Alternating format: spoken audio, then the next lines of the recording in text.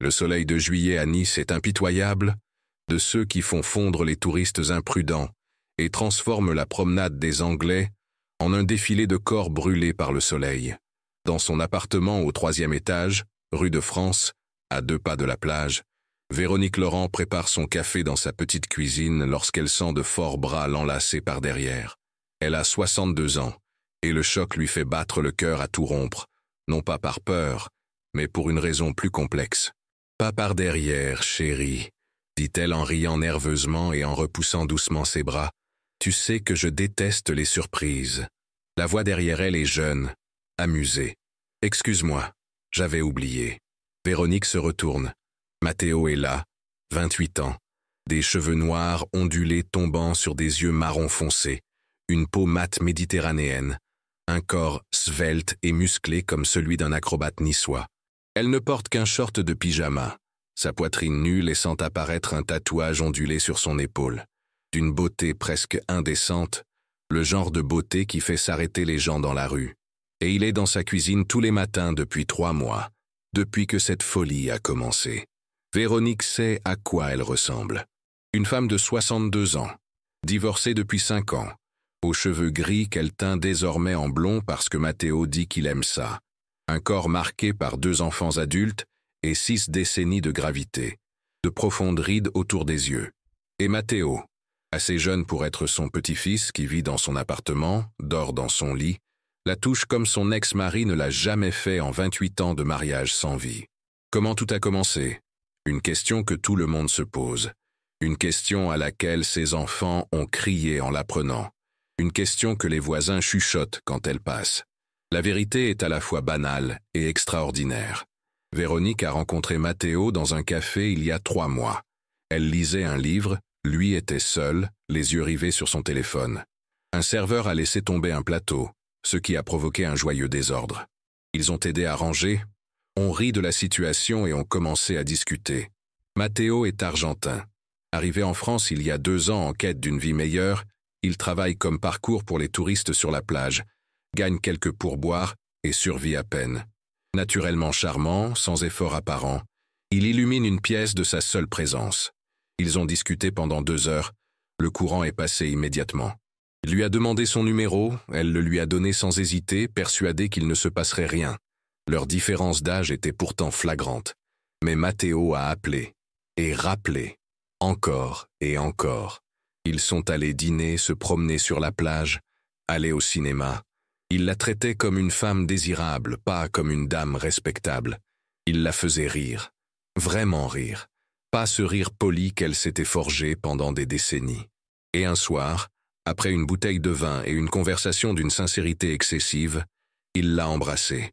Et elle, qui aurait dû se dérober, lui a rendu son baiser. Si ce début piquant vous a déjà accroché, poursuivez votre lecture. L'intensité va monter crescendo. Les 3 premiers mois furent un secret. Matteo ne venait chez elle que la nuit, repartant avant l'aube. Personne ne le voyait. Véronique se sentait comme une adolescente faisant quelque chose d'interdit, un mélange d'adrénaline, de culpabilité et de plaisir qu'elle n'avait pas ressenti depuis des décennies. Matteo était un amant généreux, patient et inventif, à sa grande surprise. Ce n'était pas seulement du sexe, c'était de l'adoration.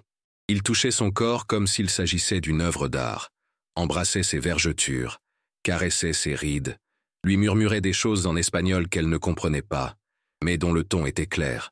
Mais à Nice, petite ville aux allures de grande, les secrets ne durent pas. Un matin, une voisine a vu Matteo partir, l'a raconté à une autre, et la rumeur s'est répandue comme une traînée de poudre.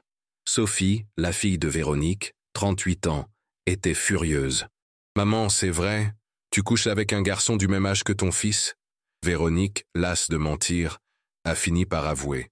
Sophie a explosé, proférant des injures cruelles sur sa dignité, sur le fait qu'elle se ridiculisait, qu'elle était une vieille femme désespérée qui s'offrait les services d'un gigolo. « Matteo n'est pas un gigolo », se défendit faiblement Véronique. « Alors qu'est-ce qu'il est ?»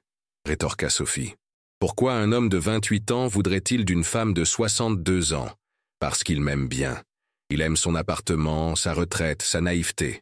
Ce n'est pas ça, insista Véronique. Mais le doute semé dans son esprit grandissait.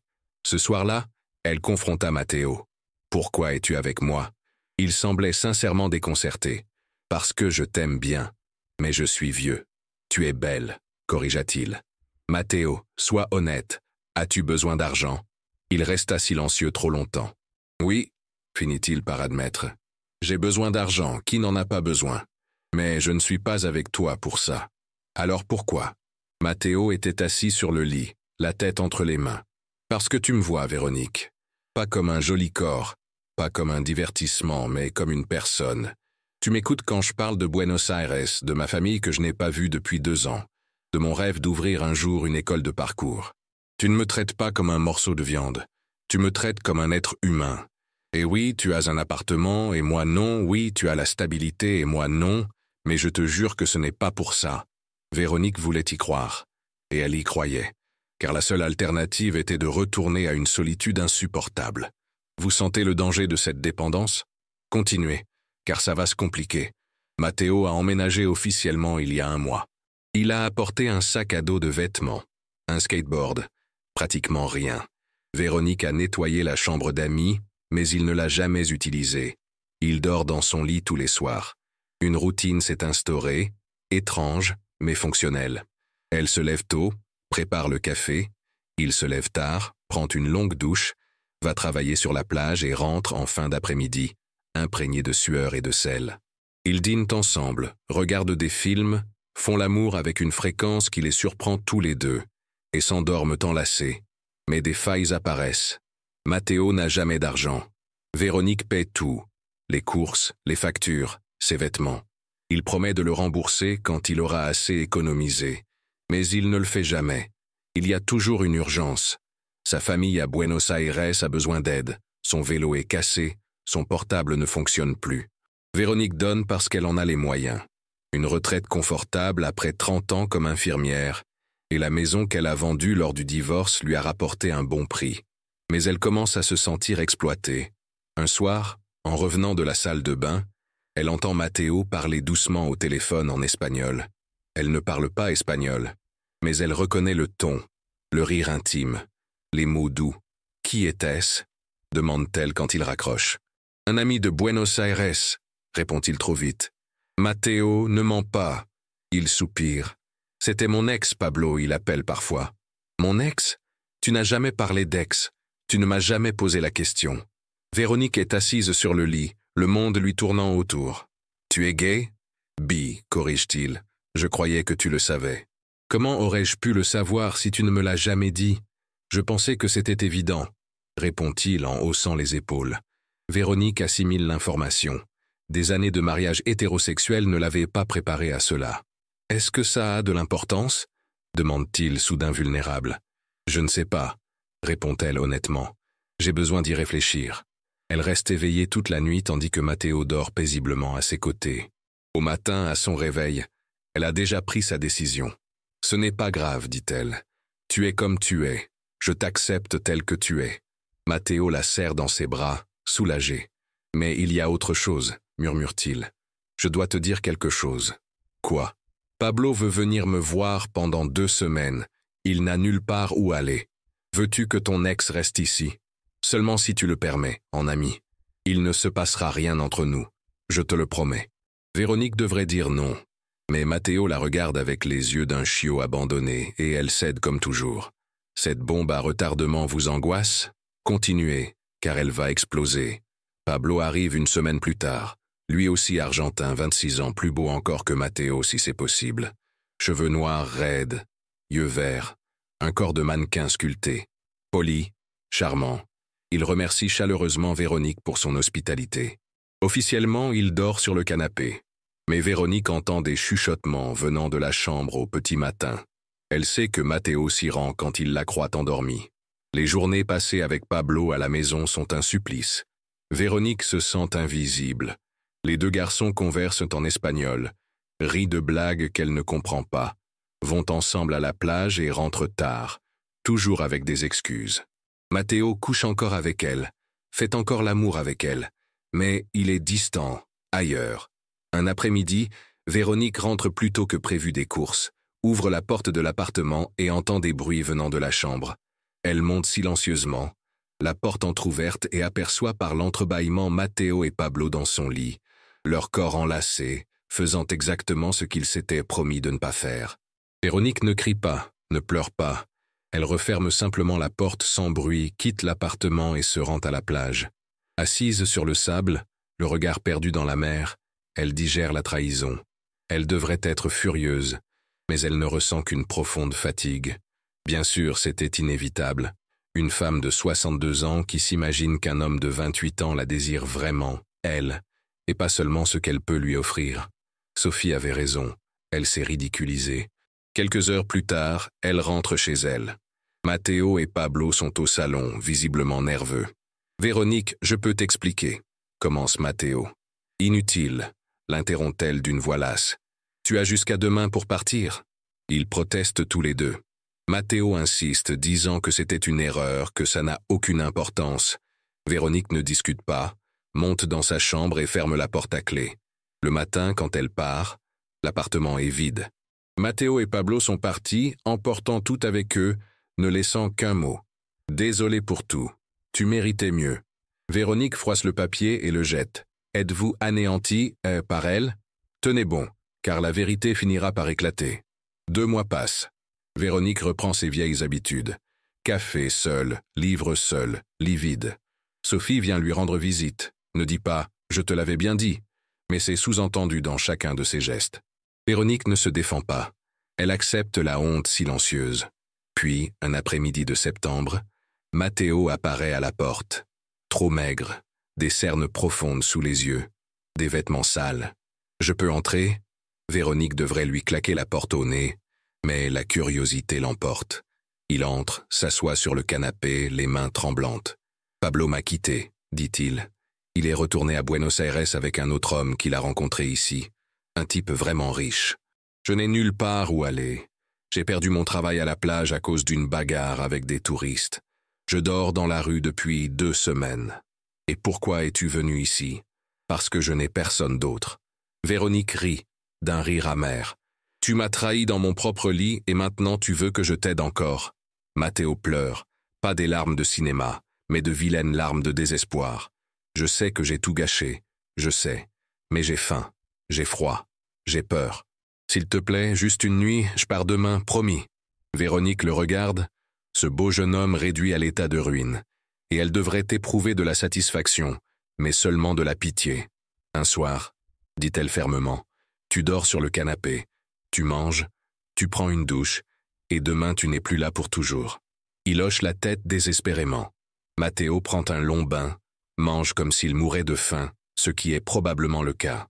Véronique lui donne des vêtements propres et des draps pour le canapé. « Bonne nuit, » dit-elle, et elle monte dans sa chambre. Quelques heures plus tard, on frappe doucement à la porte. « Véronique, puis-je entrer ?» Elle devrait dire non, mais elle ouvre. Matteo est sur le pas de la porte, vulnérable, brisé. « Je peux dormir ici ? Dors, je te jure. C'est juste que le canapé est inconfortable, et tu m'as tellement manqué. » Véronique sait qu'elle manipule, mais elle est si fatiguée d'être seule. « Dors, » dit-elle. Ils sont allongés dos à dos dans le lit, un espace entre eux. Mais au milieu de la nuit, Véronique se réveille. Matteo collé contre elle par derrière, ses bras autour d'elle, son souffle chaud sur sa nuque. « Pas par derrière, mec », murmure-t-elle, comme dans la première scène.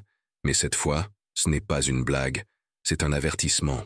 Matteo comprend, se recule, mais des mains commencent à errer, des caresses qu'elle connaît bien, auxquelles son corps réagit malgré les protestations de sa raison. La voyez-vous rechuter. Cela continue jusqu'à la fin brutale. Le matin, Véronique se réveille seule.